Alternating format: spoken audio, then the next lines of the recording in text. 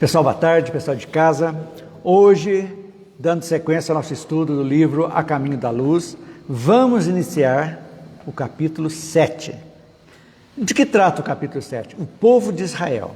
Então nós vamos estudar nesse capítulo 7 sobre Israel, sobre Moisés, sobre o judaísmo e o cristianismo, o monoteísmo, o porquê da escolha de Israel, a incompreensão do judaísmo e no porvir. Então é um capítulo muito interessante, faz parte da história da humanidade, a gente conhecer a respeito de Israel, do povo hebreu, e qual a importância do povo hebreu na nossa civilização. Importantíssimo, né? Para a gente entender. Então, vou ler o primeiro parágrafo do livro, para vocês entenderem. Dos espíritos degradados na terra, foram os hebreus que constituíram a raça mais forte e mais homogênea, mantendo inalterados os seus caracteres através de todas as mutações. Realmente é dado o orgulho deles, o egoísmo, tudo isso mantém essa tradição até hoje. Eles não gostam de se misturar, é judeu casando com judeu, raramente um não judeu entra na família, e os conceitos deles também são os mesmos, estão ainda esperando o Salvador, né? Que eles acham que Cristo não foi ainda realmente o Messias, e estão mandando. Mas nós vamos ver nesse contexto da história. Então, é o quarto grupo dos espíritos que vieram remanejados de capela, né? Os judeus, para auxiliar os povos primitivos que habitavam o planeta Terra. Esse grupo formou o povo de Israel, ou hebreus. O que significa hebreu? A gente vem falar hebreu, ninguém sabe o que significa. Sabe o que significa? Gente do outro lado do rio. Isso é, do rio Eufrates, que juntamente com o rio Tigre formavam a Mesopotâmia, onde hoje é o Iraque. De ver o berço da civilização tornar-se uma tragédia que foi o Iraque, né? Destruído por guerras e tudo, que a gente vê como o homem, usando o seu livre-arbítrio, deturpou as palavras de Deus, né?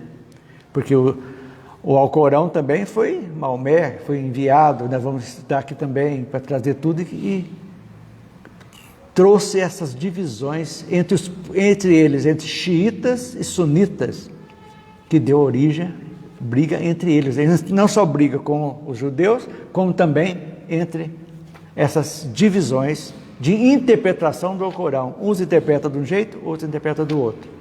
E a Mesopotâmia, berço da civilização, junto com o Egito, se diluiu, né? Para a gente entender.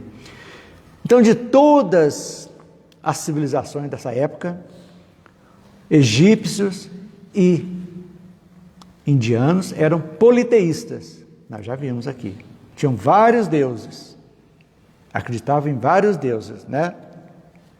E os hebreus eram os únicos monoteístas, eles acreditavam num Deus único. Então aí a gente vai ver por que da escolha que Jesus, quando foi encarnar, para facilitar as coisas, para não ser mais um que vê tornar-se mais um dos, entre aspas, dos ídolos, que ele não queria isso, ele preferiu então um povo que, apesar do orgulho, apesar do egoísta, acreditavam num Deus único, eram monoteístas, né? E isso diferenciava ele de todos os outros. Então foram um dos povos que mais influenciaram as civilizações atuais, que hoje o politeísmo hoje é minoritário, se é que existe ainda. Na Índia não existe ainda alguma coisa, mas o Deus único veio e praticamente dominou toda a humanidade terrestre, praticamente, dando vários nomes, né? Alá, Deus, acreditavam, mas é um Deus único, né? Então esses aí. E era um povo que menos se miscigenaram, ou seja, é o que eu disse há pouco, não se misturavam. Eles mantinham as tradições mesmo. Hebreus só casavam com hebreias, da mesma do mesmo grupo,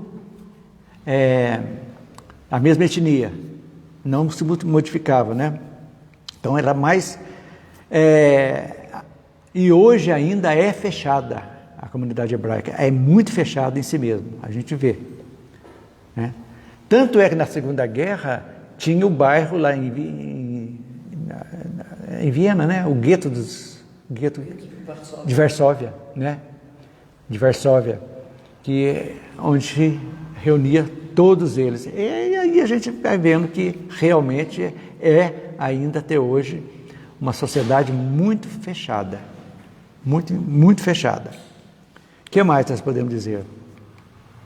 São extremamente solidários entre eles, eles se ajudam, é uma fraternidade entre eles, tanto na paz como na guerra.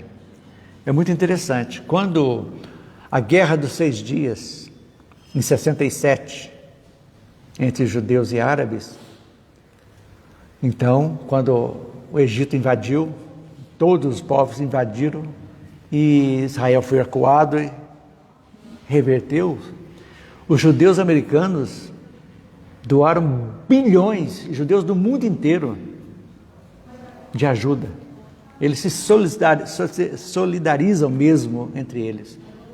Então, essa solidariedade já vem desde lá de trás. Eles são solidários, sim, possuem um senso coletivo deles, entre eles. Agora, a tendência que a gente vê perante o que a gente está estudando, que isso aí vai mudar. Não sabemos quando e como, mas vai mudar. Por quê?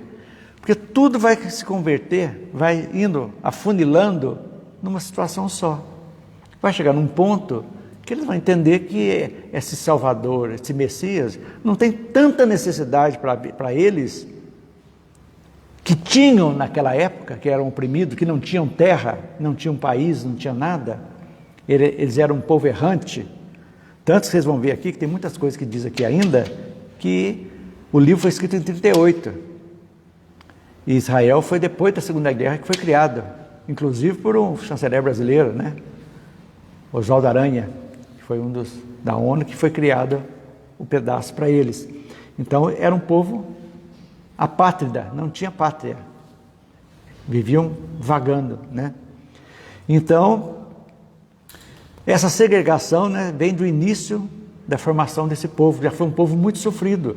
Nós vamos ver que foram escravizados pelos egípcios.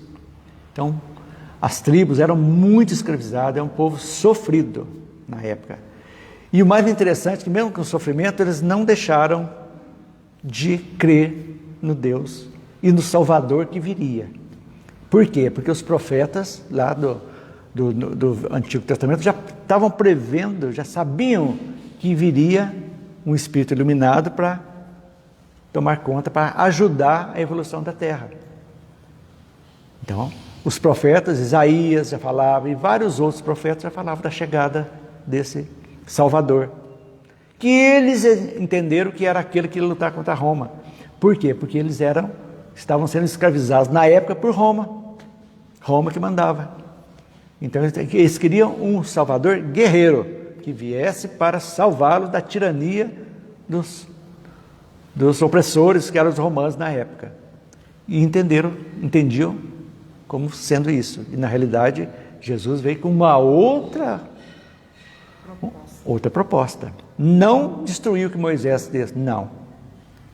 Vai modificar em termos, fazer entendimento melhor a respeito. Isso que é interessante a gente dizer, né? Pode me interromper qualquer hora com perguntas, viu, gente? O que mais? Eles sempre acreditaram que eram superiores aos demais povos. Isso aí é a dose do orgulho deles. Eles sempre se julgaram melhores. Hebreus. E os judeus de hoje também. Tanto que grandes cientistas, uma grande maioria é judia. Albert Sabin, judeu, Einstein e tantos outros. Von Braun, ascendência judaica, que criou a bomba atômica, Então, muito inteligentes. Isso Então, eles se julgavam os eleitos filhos de Deus, desde aquela época. Eles se julgavam filhos de Deus. E passaram por muitas provações coletivas, terríveis. Seria, podemos dizer, uma forma de amansar o orgulho deles? Podia ser, né? Mas não adiantou. Um povo realmente sofrido, muito. E veio Hitler, ainda complementou o sofrimento com a perseguição, as mortes. Então, tudo isso foi na história do povo hebreu, chegando até os nossos dias. E você pensou assim, e será que toda essa tradição deles não é uma coisa que já veio de... Mas ué. De capela? De capela, ele já era assim. Tudo. Inclusive a crença no Deus único já veio reminiscências deles, de capela. Sim, porque aqui, quem morava aqui? Os índios. O povo mais índio, entre aspas, a gente vê, né? O povo bem que sai, os nativos, autóctones, né, está aqui, não tinham. Eles criam na força da natureza, praticamente só que eles tinham isso, né, como Deus, uma coisa, não tinha. Então esses povos que vieram, aí que a beleza de ver a engenharia celestial, podemos dizer assim, de moldar os mundos, todos estão interligados. A gente fala, aquela estrelinha lá nos confins da galáxia ou das galáxias, está sozinha, abandonada? Não está. Está em sequência. Tanto é, gente, que tem estudos hoje de se tiver uma guerra nuclear na Terra, de destruição da Terra, todo o sistema solar é abalado. Vai desregular todo o sistema solar. Partindo do Sol, tudo, mistura tudo. Por quê? Existe correlação. Magnetismo. Entre todos. Né? Tudo em cadeia. Tudo em cadeia. O Manuel Filomeno de Miranda, um dos livros dele, que eu não lembro, ele fala que os mundos se interpenetram. Sim, porque sabe por quê? Você acabou de falar aí, uma guerra nuclear, vai balançar tudo. Abalança tudo, conectado. Não é? Não tem como ficar só um. Vai pra tudo. Então, é por isso da importância da evolução moral da humanidade, né? Que todos os planetas passam. Né? Isso aí é importantíssimo. E essa evolução está chegando chegou na hora da mudança mesmo da Terra, né? Agora é a hora da mudança. Então, a gente vê quanto tempo está rodando isso aí. Para nós é um tempo enorme, mas no tempo de Deus, está dentro do tempo dele. Tudo certinho. O tempo dele é tempo de Deus. Ele sabia. Ele falou, vou dar o livre-arbítrio, mas eu sei que vai me dar problema. Mas eu tenho que deixar para eles crescerem. Senão, eles... Então, eu vi uma historinha dessa semana interessante para dizer que a gente precisa de aperto para crescer. Você sabia que a lagosta, ela começa a crescer e a casca não cresce. Então, se ela não trocar de casca, ela não vai crescer.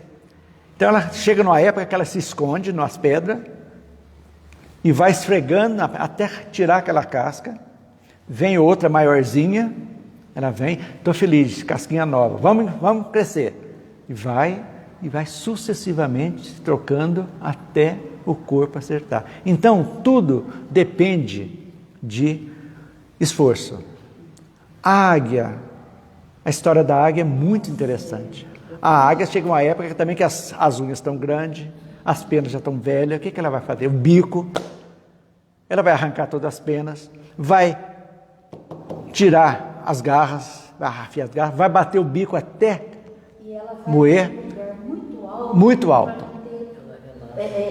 Outros bichos voadores. Porque ela vai estar... ela vai estar depenada, sem garras e sem bico. E vai renascer tudo aquilo ali. Um bico novo, penas novas e garras novas. Então, aí eu estou dizendo isso para a gente entender que às vezes os sofrimentos que a gente passa, os percalços da vida, só nos fortalecem. Só nos fortalece. Aquela que tem uma vida muito tranquila, que não sofre para nada, que não soa para ganhar, conseguir nada, vem tudo de mão beijada, são uma das pessoas mais infelizes do mundo. Por quê? Elas dariam tudo para ser feliz, para ter alegria, para ter família, para ter isso, mas já tem carro, tem todo o dinheiro possível. E às vezes se suicidam, são depressivas, vê aquele mundo de coisas e não dão valor. Por que as fortunas se acabam? A primeira geração batalha, luta, consegue. A segunda mantém, a terceira mete o pau e torra tudo. Por quê? De graça, né? De graça, não dá valor. Não valoriza. Então, quando a gente valoriza o que temos, o que somos, então quando a gente olha, é sem falsa modéstia, o espírita que está aprendendo mesmo, que se julga espírita, ele tem que se falar, poxa vida, eu melhorei sim, que bom.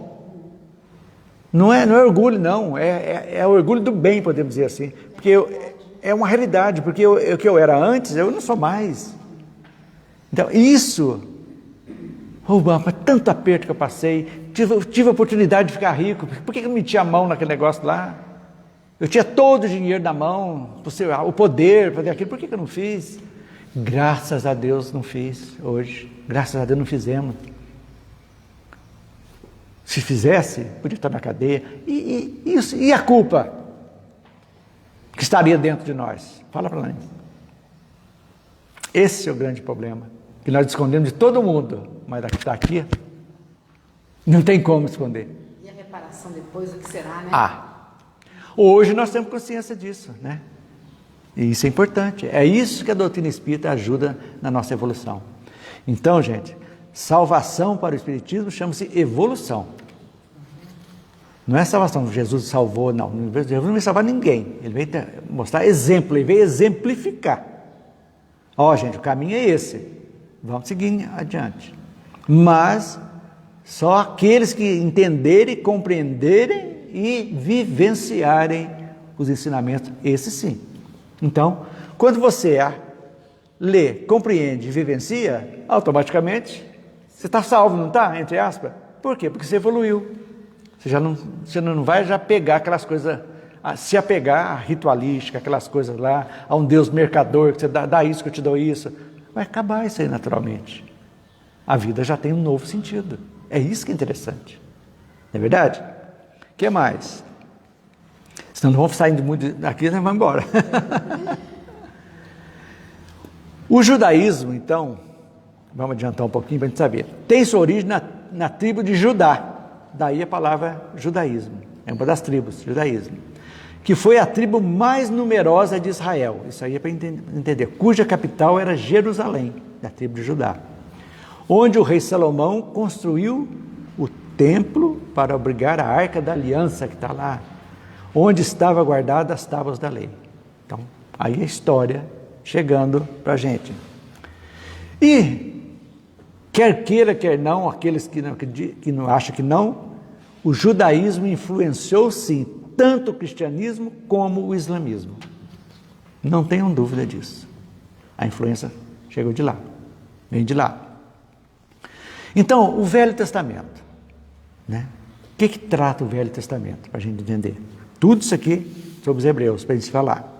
Narra a saga e a história do povo hebreu. É totalmente o povo hebreu, formado por pastores e nômades. Eram nômades, organizados em clãs, as tribos. Cada tribo tinha o seu chefe. As 12 tribos, né? Cada uma tribo tinha o seu cacique, podemos dizer assim. Ou o patriarca, ser melhor. Cada tribo tinha o seu patriarca. Todos hebreus, todos crendo num só Deus, mas cada um com seus próprios costumes ali. Os costumes comuns, tudo bem, mas tinha as suas diferenças pequenas. Então nós podemos dizer que o homem mais velho e experiente era o responsável pela tribo, era o sábio. Então é aquele que mais sabia, que mais tinha contato, que mais sabia interpretar, ainda já tinha os profetas, já sabia tudo, Esses é. Isso. Alguns patriarcas que nós conhecemos. Abraão, Isaac, Jacó, Moisés também foi. Eram os guias que existiam então. As 12 tribos foram criadas com Moisés, quando Moisés entrou em Israel. Não, já existiam antes. Já existiam antes, mas não essas 12. Sim, aqui uniu. Sim. Ficaram no estado de Israel, que é hoje o estado de Sim. No estado de Israel, é verdade. Existia essa forma de se juntar. Sim. Sim, verdade. Na época de Abraão, na Mesopotâmia. Isso, tranquilo. Os hebreus, assim como os indianos, de certa forma, perderam-se no orgulho, porque se julgavam melhores que os outros e eram como escolhidos de Deus, achavam que eram escolhidos. Aí nós vamos ver por que os arianos saíram lá da Índia e foram para o outro lado. E aí, era outro grupo, e esse é o quarto grupo, dos que vieram de Capela para chegar aqui, para nos ajudar. Então, é isso aí. Dúvidas? Vão perguntando. Dentro do seu modo de ver a verdade e a vida, os hebreus, para a gente entender, ele acreditava na sua superioridade e nunca perderam a oportunidade de demonstrar sua vaidosa aristocracia espiritual. Se julgavam os melhores mesmo. Então, nós sabemos. Muito simples. Veja lá na época de Jesus, lá o Caifás, que era o supremo sacerdote lá do templo, era altamente nariz em pé mesmo. Eles se julgavam os melhores conhecedores das leis. E aí a gente entende, né, o porquê disso aí. Então, era exatamente o contrário dos povos arianos, que faziam miscigenação, confraternizavam, brigavam, mas se misturaram, que esse era o objetivo. O objetivo também era como ajudar os habitantes da terra, ainda bem atrasadinhos, trazendo aqueles de Capela, 4 grupos de povos de Capela, foram 4 grupos, né, para ajudar a evolução da terra. Eles tinham que se misturar. E os judeus não se misturaram, começaram a unir-se com os capela com capela, deixando. Raramente chegava aqui. Aí só as próximas gerações que foram nascendo, que era o espírito que já ia reencarnando, mas dentro dos costumes deles também. Então, os arianos tomaram conta praticamente da Europa, seguiram da América, povoaram. Então, em termos de como é que fala? Miscigenação, de misturar raças, os arianos foram os grandes responsáveis pela colonização da Terra, né? Foram os que mais se misturaram. Então os hebreus, assim como os egípcios e indianos, foram pouco acessíveis à confraternização com outras raças.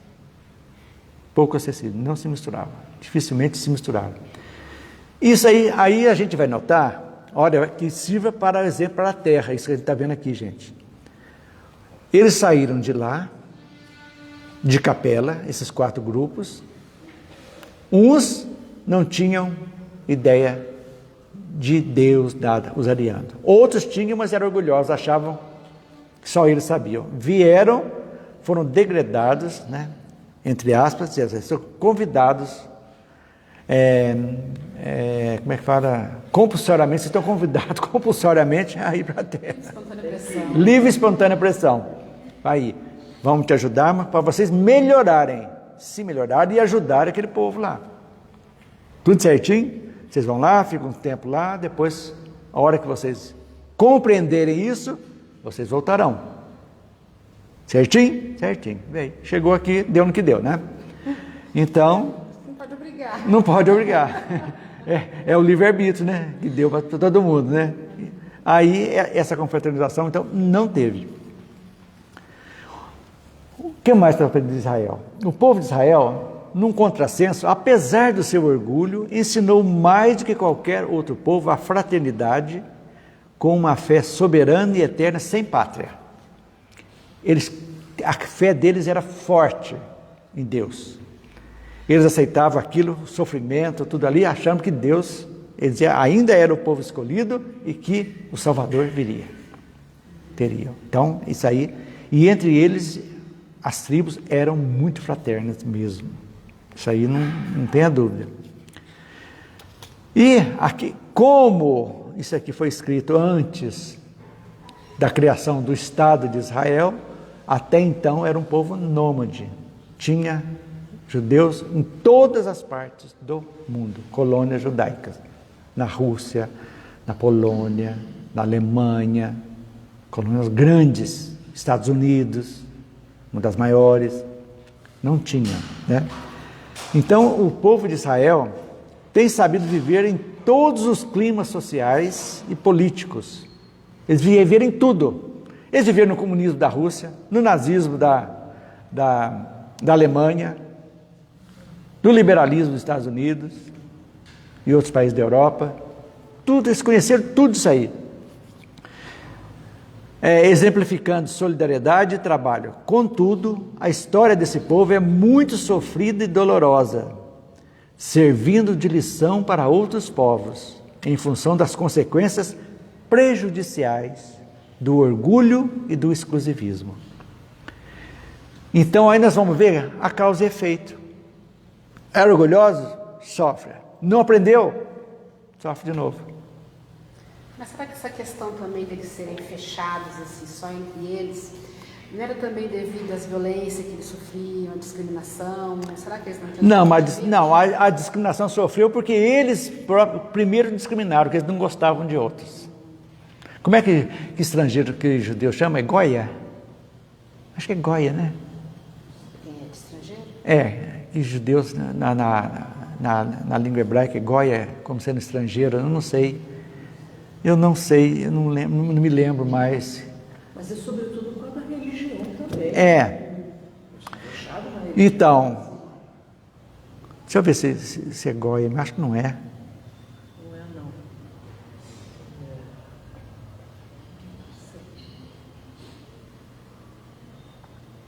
não. Não é.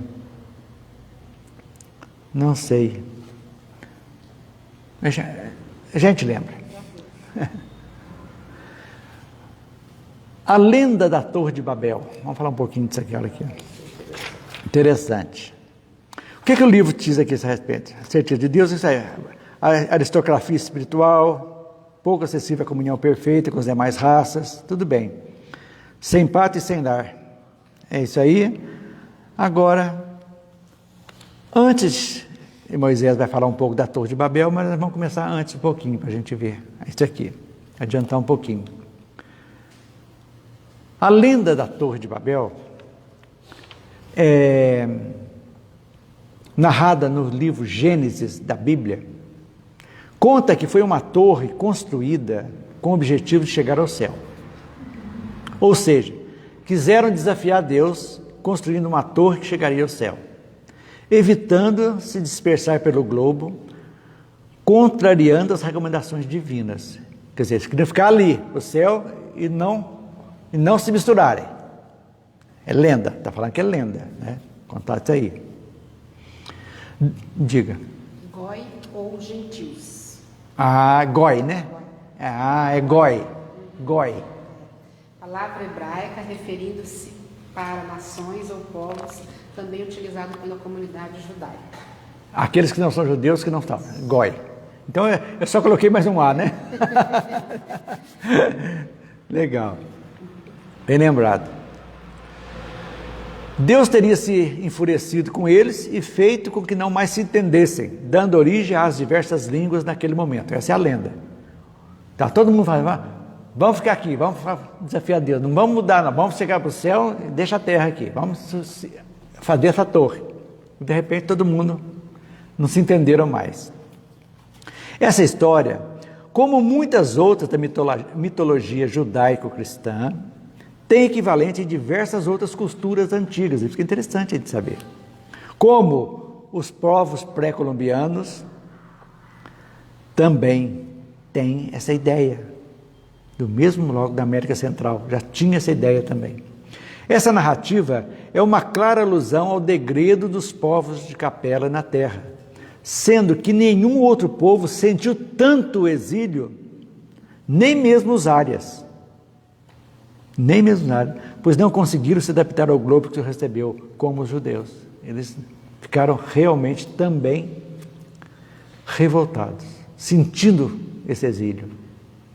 Daí o orgulho também a respeito, né? Nessa época, todos os homens falavam a mesma língua, e Deus, para impedir que a torre chegasse ao céu, fez com que cada um começasse a falar uma língua diferente do outro, sem se entenderem, desistiram da construção da torre, né? O que significa Babel em hebraico? Quem sabe? Confusão. Eu ia chutar. Então, gente, essa lenda está ligada às lembranças que esses espíritos tinham da pátria distante. São as reminiscências, né? Nós não temos reminiscências da nossa infância?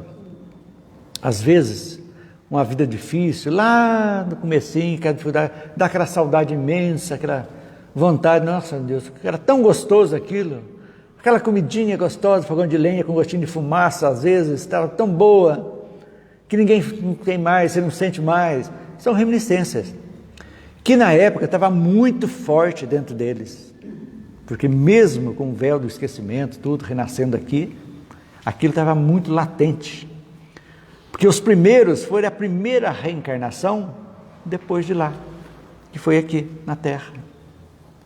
Desencarnaram lá, vieram e já reencarnaram na Terra aqui.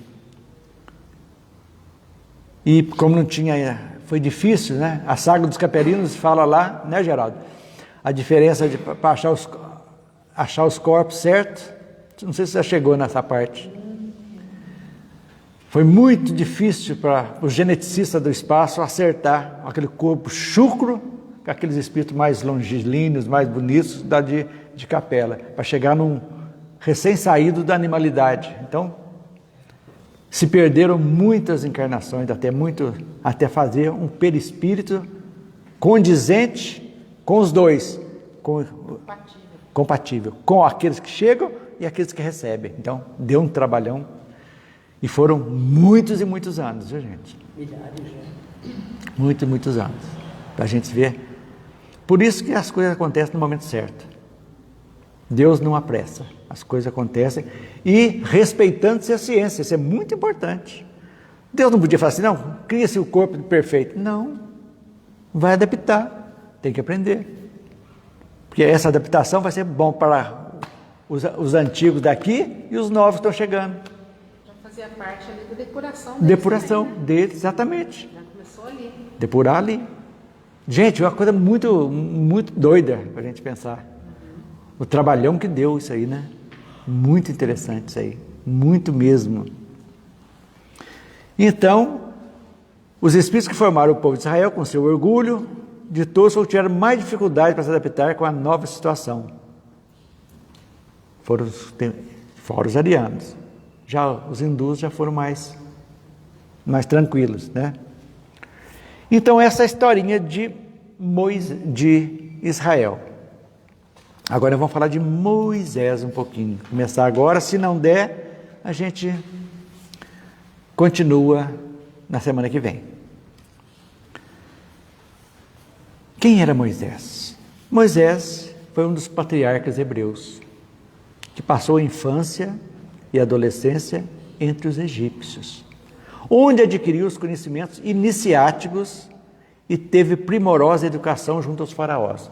Ele teve todos os conhecimentos, nós estudamos egípcios aqui, toda aquela casta de sacerdotes que tinha todo o conhecimento trazido de Capela, que não se misturaram com o populacho, né? Era restrito a eles. Eles sabiam da reencarnação, tinham dos deuses certinho, o Deus maior deles, tinham tudo, tinha isso aí. E Moisés foi um iniciado também por eles. Então, na época que Moisés nasceu, o faraó, na época, havia ordenado que todos os recém-nascidos homens, filhos de hebreus, fossem lançados ao Nilo. Olha como se repete. O faraó quis eliminar os hebreus. Depois, do mesmo modo, Jesus também, não foi a mesma coisa que também Jesus e Maria tiveram que fugir para o Egito, porque foram todas as crianças com menos de 2 anos eram para ser eliminadas também. Olha para você ver como que a história se repete, né? Essa decisão foi tomada para conter o aumento da população dos hebreus.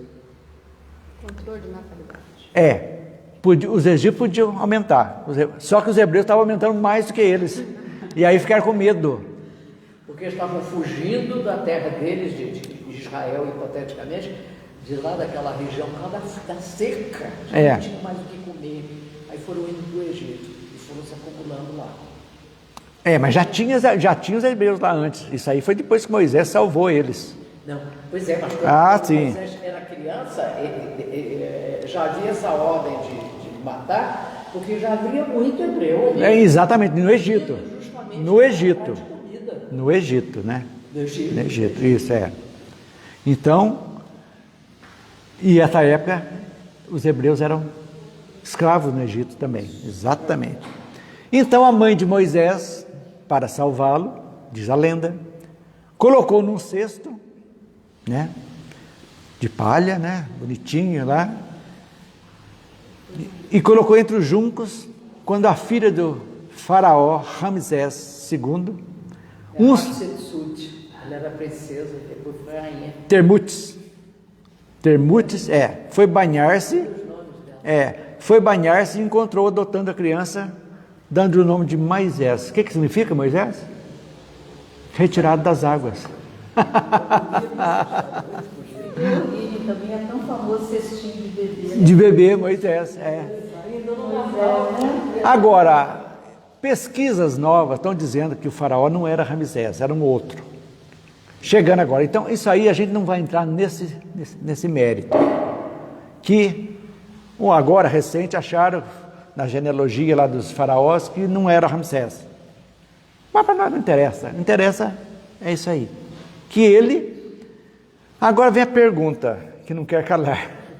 Foi à toa que ele foi para o Egito? Para ser iniciado? Foi acaso? Jogadinho na água. Não apareceu um jacaré para pegar, não afundou o berço, nada. A princesa não achou, foi, gente. Tudo acaso. Não foi, não pode ser, ué. Porque, como diz o outro, Jesus já está olhando lá na frente. Então Moisés foi o grande missionário do Senhor. Um dos primeiros, né, que vieram depois de Capela, foram vários e vários, né? Nós vamos ver. Que antes disso, é bom lembrar que outros missionários já tinham chegado na China, que não está nessa história aqui, que foi bem antes de Capela. Confúcio, Lao Tse, tudo isso aí foi bem antes, 30 mil anos antes de Cristo. De Moisés? De Moisés. Não tinha pensado. A China é milenária.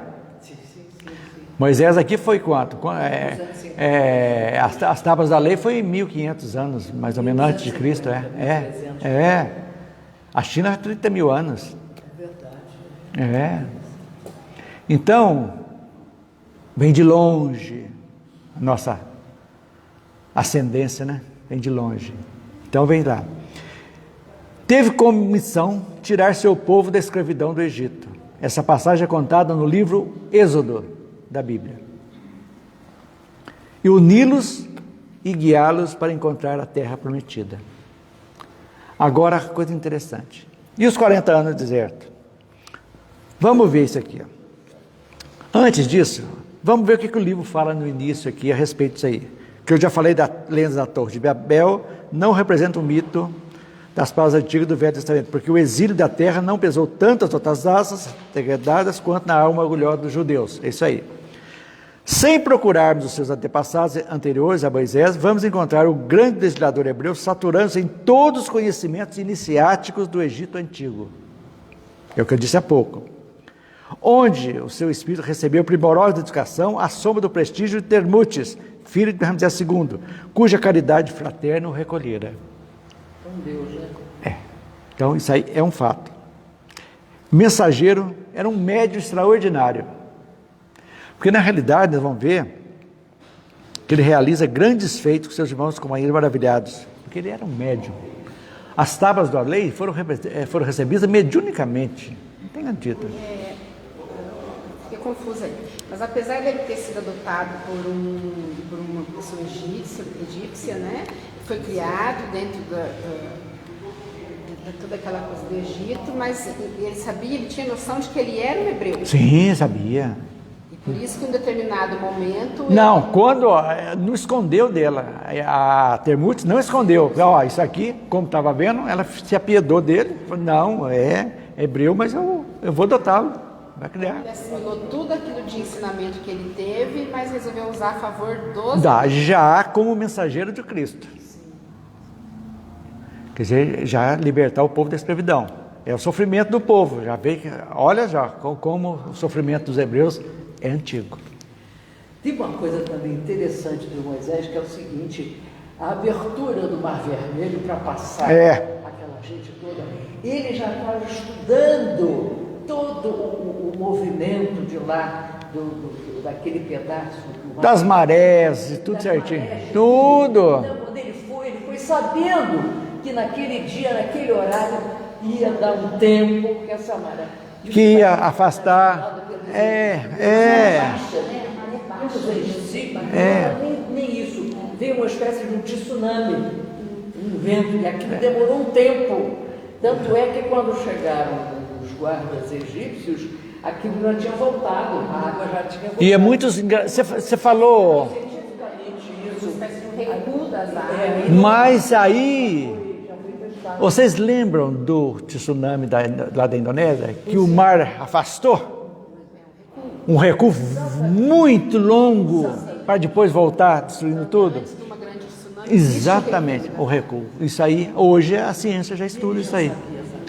Ah, lógico, ele sabia tudo, essa parte, um estudo grande. Uma que já era uma criança superdotada, né? Não tenha dúvida disso, né? Tanto é que ele começou a crescer, viu a qualidade dele, já colocaram para iniciar. Você vai comentar dos 40 anos? Vou falar um pouquinho aqui. Então, contra as tradições, que o povo hebreu permaneceu por 40 anos no deserto, antes de chegar na terra prometida. Emmanuel esclarece que esse período foi necessário, olha assim, para que se consolidasse a sua fé, que se tornou contagiosa e ardente.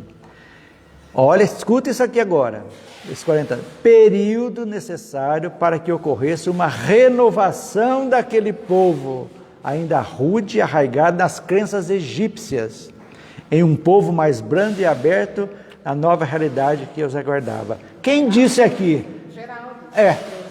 Que foi o tempo que desencarnava aqueles que já estavam antigos, enraizados, e já nasciam novos. Então, matou a charada, Geraldo. É exatamente isso. Realmente, foi o tempo, parecia até que estava andando em volta, né? Dando volta, né? E Moisés morreu antes de chegar lá, a Canaã. Morreu antes, ele não viu a terra. Passou 40 anos. 40 anos. Imagina, se ele tinha 20 quando saiu do Egito, por aí, uns 20 anos, mais 40, ele já estava um velhinho, 60. E quem saiu com 40? E quem saiu com 50, com 60, com 70? Você vivia muito mais que isso. De verdade. Olha lá, você vivia. Muito. Então, tudo tem uma razão de ser. Gente, olha a preparação para a chegada do Cristo. Como foi difícil. Por isso que a densificação do corpo dele, de espírito puro, ao chegar aqui, dizem alguns estudiosos que demorou mais de 1000 anos terrestres para conseguir densificar o perispírito dele para conseguir reencarnar. Que foi uma reencarnação natural, tranquila. Foi um espermatozoide guiado, sim. Beleza, mas foi natural. Deus não derroga suas leis em nada, gente. Não pode ser derrogada. Então não foi uma concepção cai lá. Foi a concepção que usou os métodos naturais. É isso. Partisse do princípio que Deus não derroga suas leis. Nós sabemos disso. Poderia derrogar? Poderia. Mas ele nunca derrogou. Jesus nunca derrogou lei nenhuma também. Então, a gente deduz isso, né? Tá, agora eu faço um parênteses, mas essa concepção natural, então, foi apagada da história? Dos católicos? Não, isso aí é a história. Eu, naquela época, achava que era assim, que o anjo falou que a concepção ia ser. Então é muito... Mas aí que eu falo, a concepção, eu acredito, na opinião que a gente vê da doutrina, que foi uma concepção especial, não tinha dúvida, que foi na hora da concepção que uniu-se os espermatozoides com o óvulo, foi algo totalmente, realmente, para pegar aquele espírito de luz, tinha que ser fisicamente, o ovo ali tinha que ser um ovo muito perfeito também. E aí que entrou a parte espiritual que realmente ajudou aquilo ali. Mas que foi do espermatozoide de um óvulo, não tenha dúvida disso. Tem que ser, gente. Mas a Igreja Católica modifica isso tudo a seu benefício. Então, eles não falam que Jesus é Deus? Não pode. Como é que pode ser Deus? Sendo que aqui, nós estudamos aqui, comunidade dos espíritos puros, que são os co-criadores de Deus. Jesus é um espírito puro, que começou tal qual nós começamos. E estamos seguindo a nossa vida. E assim nós vamos um dia chegar a espírito puro também? Vamos. Não sabemos quando, mas vamos chegar. Isso é natural. É da lei, a lei do progresso. Não tem varinha de condão. Não pode ter, senão que... Gente, se tivesse varinha de condão, por que você sofre tanto aqui nessa situação? Sendo que já podia bater a varinha aqui, já estou bem, estou quieto, sem esforço, sem nada. Contradiz tudo a bondade e justiça de Deus, que a gente aprendeu aqui. Não tem lógica uma coisa dessa. Então tem que ser. Mas tudo bem. Então Moisés é um grande médium, inclusive de efeitos físicos. E isso deixava o povo hebreu maravilhado. Quando Moisés guiava seu povo durante o êxodo, ao chegar ao Monte Sinai, ele recebeu o Decálogo, que significa 10 palavras, através da sua mediunidade, que nesse caso foi recebida em pedra por escrita direta. Por quê? Escrita direta, você não precisa, o médium, por exemplo, já põe um papel numa gaveta, o médium de efeito físico está aqui, não põe a mão no papel, só que a energia dele escreve lá e aparece. Isso é raríssima, dificilmente ainda tem escrita direta, mas é um tipo de mediunidade. Então, ele recebeu essa mediunidade. O efeito físico foi dele. Porque o intercâmbio sempre tem que ter um médium, um medianeiro, para fazer esse intercâmbio entre o mundo espiritual e o mundo material. Então, ele recebeu mediunicamente. E por que esse 10 mandamentos precisava isso? Porque o povo ainda, isso que a gente está vendo aqui, era um povo muito arraigado ainda na violência, matava-se tranquilamente. Então tudo isso aqui, que tem a palavra não, é o que ocorria naturalmente entre os povos. Por exemplo, amarás o teu Deus todas as coisas. Isso aí, Deus em primeiro lugar, é o primeiro mandamento. Segundo, não tomarás o teu nome de Deus em vão, também. Aí depois começa os não. Não matarás, não cometerás adultério, não furtarás, não dirás falso testemunho. Será que era na ordem do que mais acontecia? Não desejarás a mulher do próximo, não cobiçarás as coisas alheias. Interessante que não desejar a mulher do próximo. Por quê? Porque a mulher era lá abaixo, ela não tinha o direito de desejar o homem do próximo. Porque se ela desejasse, ela era apredejada. A mulher era adúltera, era morta. Então, mas aí, o que ele fez? O homem que não pode, então, tem que dar exemplo. E assim, e não cobiçarás coisas alheias. Jesus veio e resumiu: amar a Deus sobre todas as coisas e ao próximo como a ti mesmo. Tudo isso aqui. Então todo esse não precisava na época, não pode fazer isso, vai ser castigado. Aí tinham as leis mosaicas, essa aqui são as leis divinas, não houve modificação, e o resto as leis mosaicas, que era a lei civil dele, que ele fazia, é obrigado, não vai comer peixe, não vai comer aquilo, não vai matar coisa, aquilo são leis civis da época, tudo para controlar a turba, é isso aí que precisava. Então, Moisés, isso que eu disse há pouco, Moisés também nos deixou suas próprias leis, conhecidas como as leis mosaicas, que são um código formado por 613 disposições, a lei mosaica. Ordens e proibições, em hebraico, essa lei é chamada de Torá, que significa ensinamento, que é a Bíblia do judaísmo. Então é a Torá, essa parte de Moisés também, os seus tem os livros do Velho Testamento e mais as leis mosaicas. As leis de Deus são imutáveis, invariáveis, enquanto as de Moisés são apropriadas aos costumes e ao caráter do povo daquela época. E até hoje. Até hoje eles já seguem, né? São disciplinares, né? Medidas disciplinares. Palavra exata, que eu ia dizer agora. Suas leis serviam para conter um povo turbulento e indisciplinado. Então precisava, através do temor, tinha que ter um medo, olho por olho, dente por dente. Lei de Talião, né? Para dar autoridade às suas leis, ele as atribuiu a Deus. Falou, não é eu que estou falando, não, é Deus que mandou falar. Para ficar dar mais peso nas leis deles, né? Porque só um Deus terrível poderia impressionar pessoas ignorantes. Um grande médico. É, o medo. Porque a pessoa, quando é ignorante, muito mesmo, e chucra, grossa, rude, tem que ter uma força invisível, ó. Deus castiga, Deus vai te castigar. Então, a gente pode dizer que os 10 mandamentos foi uma ajuda espiritual que veio para Moisés, para ajudar ele a conter esse povo. Sim, perfeito, perfeito, é isso aí. E já prevendo a evolução da humanidade, né? Servindo para... Porque isso aí é um código moral, os 10 mandamentos, que serve para todos os povos. E estão matando até hoje, né? Para variar, né? Infelizmente, ainda hoje seguimos mais as leis mosaicas, do olho por olho, dente por dente, do que as leis divinas. Infelizmente, né? A gente quer vingança, né? Alguém fez, você quer vingar. É mal ainda.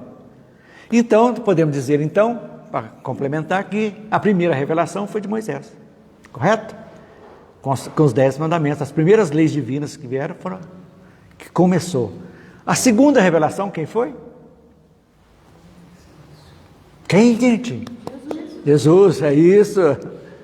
Veio dar o sentido a essas leis e apropriá-las ao seu grau de atendimento aos homens. Jesus já veio. Não é olho por dente, não. A cada um segundo suas obras. Quem não tiver pecado, atira a primeira pedra.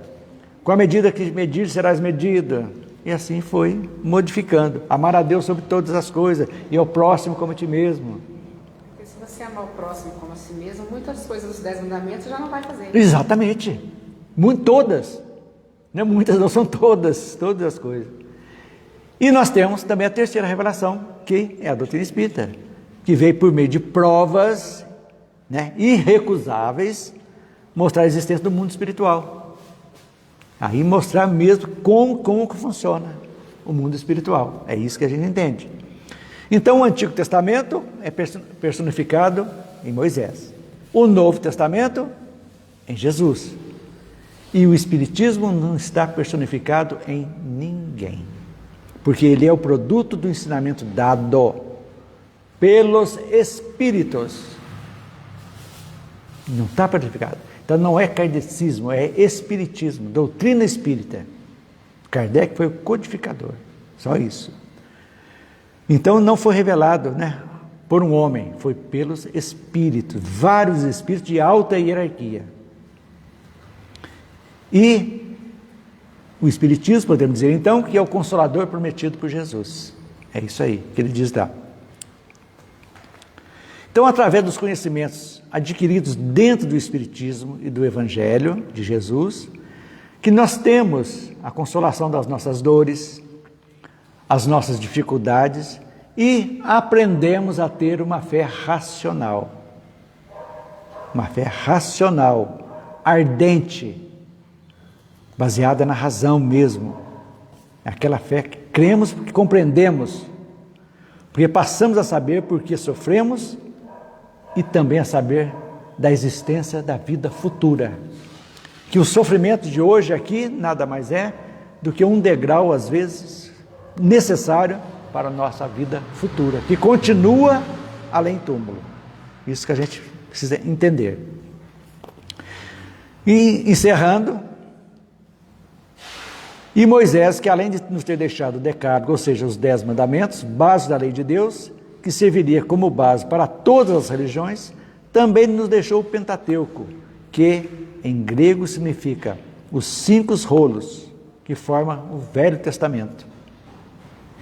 Esse aí não é da lei mosaica, é do Velho Testamento. A história da humanidade, que são Gênesis, é a origem de acordo com as lendas, o Êxodo, que é quando saíram, foram expulsos, Levítico, Números, Deuteronômio, e também deixou a Torá, que são as leis dele, que os judeus seguem também. Não só o Velho Testamento, mas como também a Torá. O que nós dizemos aqui? O que mais? O último parágrafo. Antes de abandonar as lutas da terra, na estática visão da terra prometida, ou seja, estava êxtase, extática da terra prometida, Moisés lega à posteridade as suas tradições do Pentateuco, iniciando a construção da mais elevada ciência religiosa de todos os tempos para as coletividades por vindouras. Então, ele não chegou na terra prometida mesmo, ele teve uma antevisão, um êxtase antes, né, de chegar lá. Então é isso, gente. De duas páginas pequenininhas aqui, nós falamos quase 1 hora. Semana que vem nós vamos falar então sobre judaísmo, cristianismo, monoteísmo. Vocês notaram que nós não entramos muito mais na parte, se fosse falar, por exemplo, como a Eliana falou, travessia do mar, tudo aquilo ali, foge um pouquinho aqui da história, do livro, mas também nós sabemos que essas passagens existiram, faz parte da vida. Quem puder ver o filme Os 10 Mandamentos, é bonito. Vale a pena ver. Então é isso aí que a gente entende bem para a gente ver como é gostoso. Mas hoje não gostei muito hoje não, viu? Só eu que falei, Maria não falou nada, Geraldine não falou nada, Marina não falou nada, só a Mariângela e a Eliana que falou. Pouquinho você não falou nada. Eu queria pegar um gancho aqui no que a Mariângela falou. Os mundos se interpenetram, segundo o Manuel Flávio de Miranda. Mas pensa nisso em termos de espiritismo. Nossos mundos se interpenetram, não só fisicamente no mundo, mas no mundo espiritual. Nós estamos em dimensões diferentes. Mas quantas dimensões estão aqui, nesse espaço aqui, não sabemos? De espírito. E tem isso aqui falando dos mundos, mas tem um livro da Sueli Caldas-Schubert, eu gosto muito dela, chama Mentes Interconectadas e a Lei de Atração. Eu já li não li o livro, mas já li um resuminho disso aí, é interessantíssimo aí. Tudo isso assim, é tudo ligado, gente, nada está assim, ao Deus dará, não, é tudo ligadinho mesmo, não é? Mas não vai de longe, gente, a simpatia e a antipatia, o que é? Uma ligação extrafísica. Não tá no físico, é extrafísica. E nós não pertencemos a este mundo. Nós estamos aqui, nós não somos daqui, não. Estamos aqui, né? E Ligados. Bem, pessoal, estamos encerrando agora. A prece final vai ser a Mariângela que vai fazer hoje, para nós. E eu já estou me despedindo de todos e vou passar o microfone para ficar mais perto da Mariângela, para que todo mundo possa ouvir. A todos, então, uma boa tarde. E agora vamos juntos em casa e aqui participar. Pode colocar aí. Vamos lá. Senhor Jesus, mais uma vez estivemos todos aqui, reunidos em Seu nome, para mais uma tarde de estudo e aprendizado. Sempre agradecemos a presença da espiritualidade amiga, benfeitora, que nos auxilia no entendimento. Que as boas energias que aqui circulam podemos endereçar a todos aqueles que delas necessitam, encarnados e desencarnados. E também endereçar a todos aqueles que estão sintonizados com o estudo, com a casa espírita, através das redes sociais. Que Jesus, nosso mestre, nosso guia, nosso exemplo, esteja com todos nós, cuidando de cada um de nós. Que assim seja.